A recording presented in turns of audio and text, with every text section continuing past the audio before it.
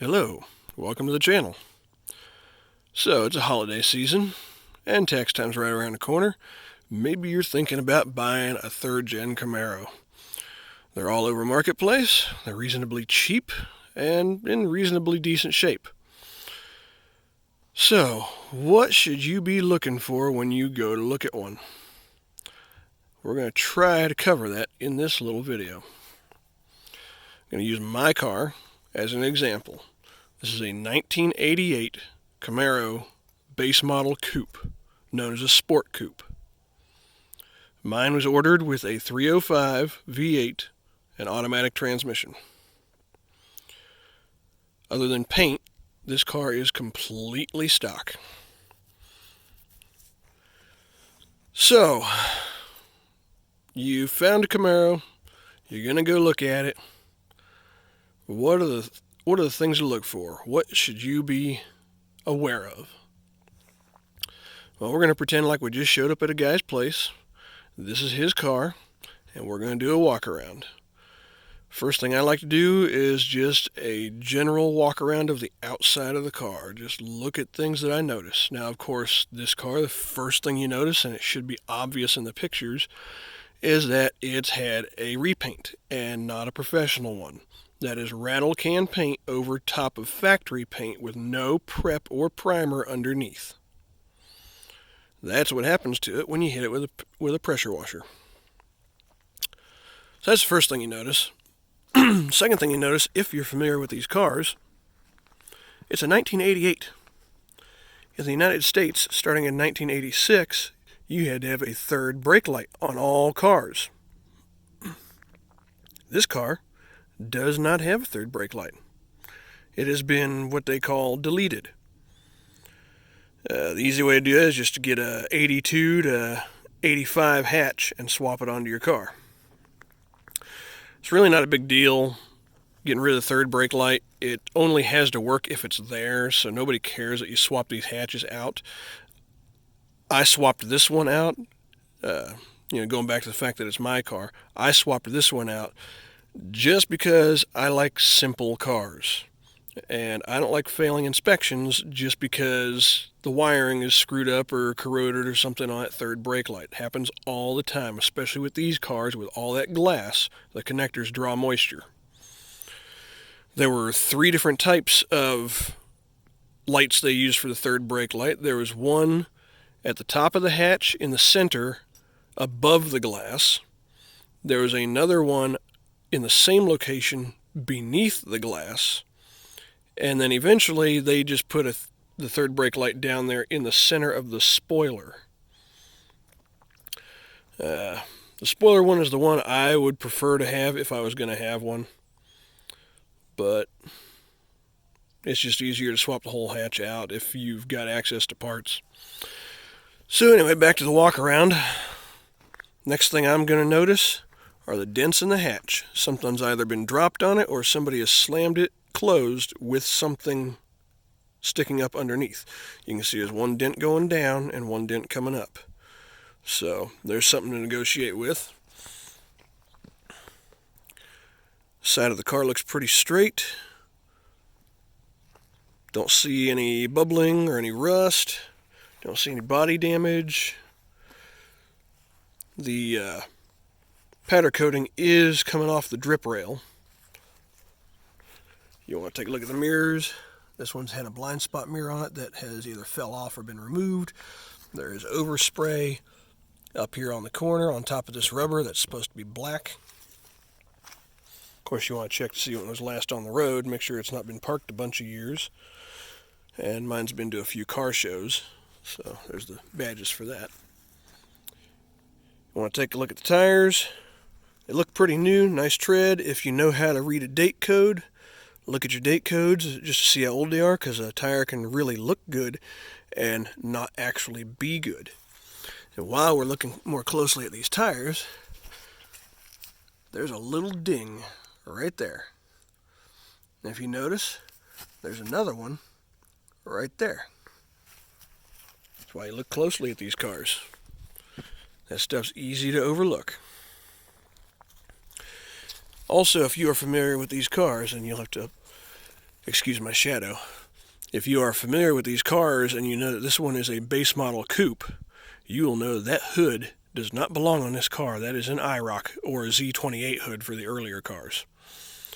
And the blisters are missing. There were two different styles of blisters. They were the early ones that bolted on and the later ones that glued on. For some reason, they always fly off at some point. They're made of plastic. They don't hold very well. Also, notating that this is a sport coupe, it should not have that grill insert right there. That is for an IROC. Should just be blank in there. It should just have a license plate holder. See, this fender has either been replaced or altered in some way, because it does not match the factory original paint underneath the rest of the car. It's the right color, but its condition is different from all the other panels on the car. Now right here is a traditional problem on these cars. You see it quite a bit, especially on the V8 cars. That fender is pushed out right there like it's been squeezed or twisted. Now that could be somebody dipped it off the road, could be a nasty pothole, could be minor damage from a crash. This being my car, I've been all over it, I've been up under it, I've looked at everything on it, it's not been crashed. I'm thinking somebody just got it off on the edge of the road and twisted it. But you want to look at this mirror, make sure it's not cracked or broken. This one also had a blind spot mirror on it. The antenna is missing. I do have the antenna. It's just not on the car because, I keep it covered in the winter. The car is generally dirty at the moment, though. Again, nice new tires. Cooper Cobras on the rear. And we'll come back around here. And that's our outside walk around. Now, you want to look in the car. Especially if it's a T-top car. This is a hardtop car. They don't have quite as many problems, but hardtop cars will leak here in the back corner of the doors and sometimes at the front corner. Just the weather seals get old. They don't stay as robust as they should, and water will drip right down through here or run in anywhere along this edge. Right here is a crack in the weather stripping. So that's a point for water to get in. And you can tell if you look in this rear floor pan, and yes, it is filthy because we get leaves here, I wear work boots, and they track everything everywhere. Anyway, if you look back here, there's definitely been water on this carpet. Whether it's from nasty snow-covered boots or the window. And I do know that these windows do leak. Excuse me. Again, you want to look up front. Excuse me. I really should have vacuumed this car first. But I didn't think that far ahead because I'm an idiot. Anyway, you want to look at your pedal wear. These pedals are in pretty decent shape. Typical wear on the right side of the brake pedal, right through to the metal. But the carpeting up here doesn't look bad. That's how the carpeting should look on a 30-year-old car. Not so much like that back there. This car has had a replacement dash pad put in on top. Quick clue is all that silicone right there. Or glue. Yeah, it's hot glue, that's right. So don't be fooled by that. Some people make an old car look a little younger by throwing one of those on. They're fairly pricey. They're not a cheap thing to do, and they're not an easy job. They're not as easy as the instructions make it out to be. But don't be fooled by that. The guy says, oh yeah, the dash doesn't even have cracks in it. Yeah, make sure it doesn't have one of these. Make sure it's an original dash. An original dash should have some flex to it, like more of a cushion. This, you can tell, it's a plastic cover. If you reach underneath on this lip, you can tell. I've been painting some model cars today. Anyway, you can tell right here that it is a cover. This car does have a new headliner in it. It was put in right before I bought it. But you want to look at the headliner, just, see the general condition. Centerpiece on this car seems to be missing. I do have it, but if you're looking at a car and that piece is missing, you want to inquire about it, because those are not easy to come by. They are plastic and they are typically cracked around the screws. Oh, yeah.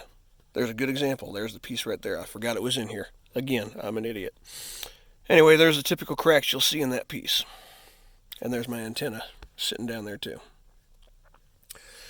Okay, continuing with the interior. Common problems. These switches will typically be broke. I have replaced both these switches from another car I had, another parts car. But these rings around the edge typically be broke. Sometimes it'll cause these switches to fall down inside the trap down here. Also, you want to pay attention to these. There's an incandescent bulb directly underneath this. Sits right here below the first gear indicator. Cars with really high miles will typically have the black paint here burned away. So you'll see a bald spot right here that's translucent. You'll almost be able to see through it. That would be a high mileage car. This car does have high miles. This part has been replaced, so be aware that it could have also been replaced.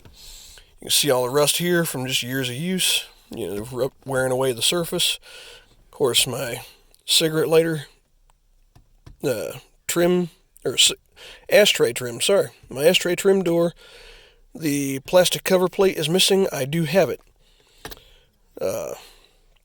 But these are typical things you're going to find. You want to make sure the radio works if you care about that thing. If not, you can get a double-din unit to put in there. You can see this plate right here is warped. I'm not sure how that happens without it being an electrical issue. It takes a lot of heat to warp that, especially in a hardtop car. These don't hold heat quite as bad as a T-top car. Now, looking up here at the dash, next thing you notice, this is a factory part right here. This groove is supposed to be here. You can see where it's cracked here. Again, factory groove here. This is broken. Pay attention to that. That is a crack. So, again, high mileage. Also, these dashes are bolted all the way across the bottom of the windshield. And it is typical as these cars age for the plastic around the bolt. The plastic part's the dash, and the bolt goes into the firewall. It is very typical for those to break, especially on this back corner and back over here. They'll break, these dashes will flop, and it's part of what leads to that cracking. The other thing that leads to that cracking is morons putting their boots and shoes up against it. While we're in here, you want to look for other things. Right here, there is a bad repair on my vents. You can see how it's cracked, and then there's a screw there. Those are not supposed to be screwed. These are mounted inside. These clip in. See, this one barely moves because it's not repaired correctly. See, my gates are flopping around. I need to replace those. See, they're pretty much crap. These are all typical things to see on these cars. So, know what to expect. Here's your gauges. In 88, it's standard issue to have your tach and your, here, we got these backwards. Again, I'm an idiot. There's your tach, there's your speedometer, odometer, there's your water temp, fuel gauge, and your altimeter. You'll note this car reads 494 miles. I will guarantee you it is at least 200,494 miles on this car, just because of my experience with it. A lot of guys will say, the way to tell is see how the numbers aren't all lined up. That second zero is dropped a little bit. That's only typically reliable if you're trying to find out if the car has over 100,000. There's no surefire way to know if it's over 200,000. Again, I've been driving this car a while. I've had this car 3 years now, And I seriously doubt that is 100,000 miles. It's got to be over 200,000. Okay, more things to notice. That is not a stock steering wheel at all for these cars. It's a good looking wheel. I put the wheel on here. I do have the factory wheel. You'll want to ask a seller about that if they have the original wheel, if you care about that kind of thing. The original wheel for this car is ugly as hell. Had a big square block here. Looked like crap. No airbag. And it just... If you look at these base model coupes, look them up. Look at the stock steering wheels. They look like crap. Okay, also while you're in here, door handles. That one's intact. It is very common for those to be broke off. They will break off either right here at the edge of the handle or they'll break off in the housing. They are not expensive to buy, but they are a pain in the butt to replace. You want to look at this door as well. It's intact. All the panels are there. In an 88, this is not the right style handle. This is an earlier one. This is from an 82 to 85, I believe. And I've replaced them on both sides because what happens on the originals is they get old, they get hot from being in these cars. These cars have a lot of glass, and they'll be all sagged out and droopy down here on the bottom side and flopping around, and they just don't look very good. This car, they were gray, and they were just covered in embedded dirt into that vinyl. And it just didn't look good, and I come across these black ones on a parts car I had a few years back and kept them as I parted the car out. And they wound up in here right after I bought this car. But you want to make sure it's got all factory fasteners. Should be all star bits on these cars. I'm not sure the correct term of that, what they actually call those. But all mine are correct and original, except for that I showed you earlier. And you want to make sure it's all the right star bits around here too. This is another thing. See how this is cracked? That happens all the time. People over tighten these. This was already cracked before I swapped this piece out on this car. So just deal what you can't. Another thing, while I'm thinking about it, before I forget again, these center console lids. There's a hinge back here. There's no real stop on it. There's a metal bar in here that's supposed to stop this from falling back into the back, but typically those are sprung or broke or missing. And if you open these, here, let's see if I can get an angle where you can't see all my personal stuff in there. There's your prop rod.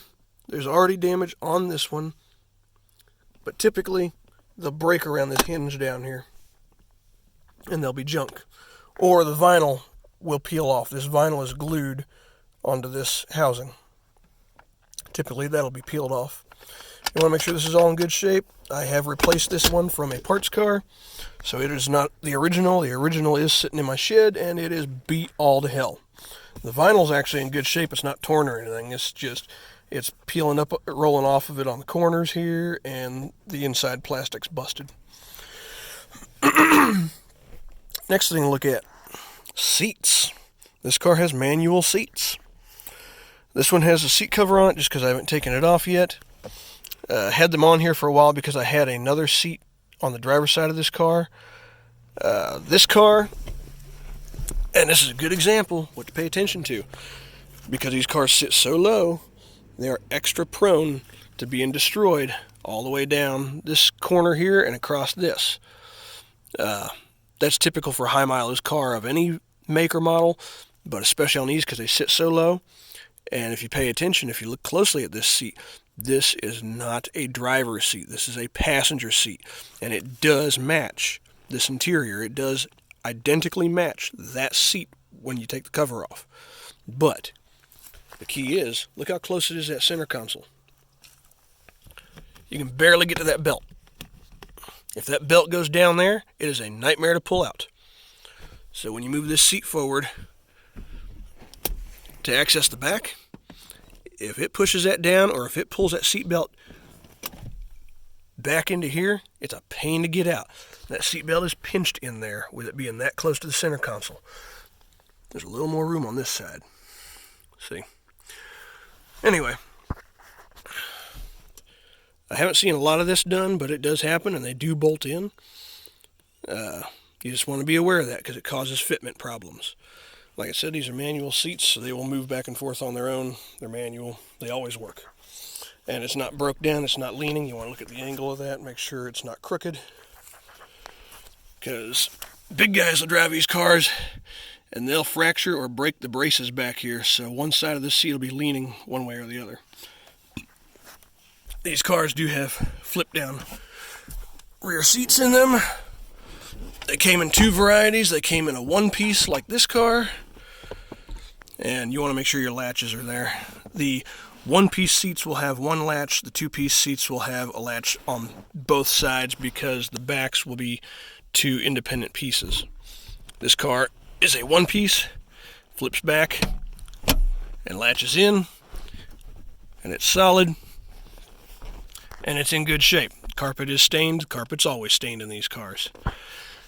You want to check your seatbelts, make sure they work. Especially if you're going to be hauling passengers or kids in these cars, obviously that seatbelt does not work, and I am looking for a replacement of that. But anyway, interior plastics are in good shape, but if you look close, you can see my defrost rails where the plug hooks up into them is missing. Both sides. So rear defrost doesn't work, but you know what? The rear defrost rarely works on a 30-year-old car anyway. I don't miss it. Okay, next thing to look at while you're in here, you might as well check creature comforts. Center switch here, that is for your hatch release. You hear that? The hatch should be open. You want to come back here, open the hatch. If those struts do not assist you in opening, they're wore out. If you let this one go, it drops on its own. Those are wore out. They are very easy to change. They're reasonably priced. I really should buy another set. The problem you run into with those